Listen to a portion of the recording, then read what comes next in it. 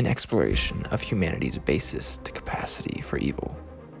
Hello and welcome to Liam's Lyceum, everyone. I'm your host Liam, aka Himvar, and today I'll be doing a spoiler-free review of Robert Louis Stevenson's Strange Case of Dr. Jekyll and Mr. Hyde.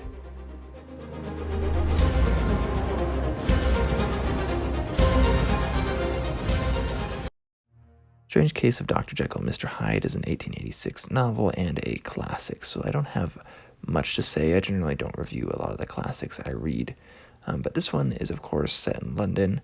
It is, well, actually it starts with Gabriel John Utterson. He's taking a walk with his cousin Richard Enfield. They reach a door, and Gabriel accounts seeing one Mr. Hyde trample a young girl. In recompense, he was required to pay $100, which was signed by by Dr. Jekyll, Utterson's friend.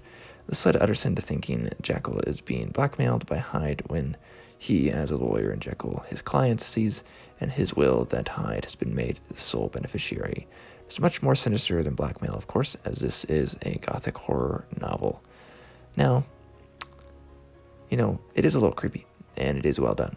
And in the late 19th century, I can imagine the grotesque feelings were probably quite effective. Jekyll and Hyde are sort of like Frankenstein and his monster, which is, of course, meaning that this is a tale of dualities, and actually a cool look at the id, ego, superego, and so forth. We could say that potentially addiction is also a theme, which is one I wish we saw more of even in today's literature. Maybe that was more of a problem for romantics, I'm not entirely sure.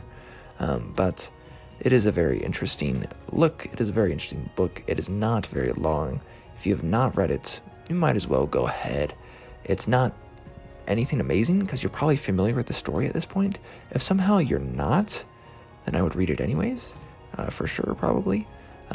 But, being familiar with the story, basically for almost as long as I can remember, and having never read it before, it's definitely a very interesting look. And it is a very gothic sense, very romantic in that sense, which is what gothic novels are pretty good at being anyways. But this is Liam Lyceum. I'll catch you next time.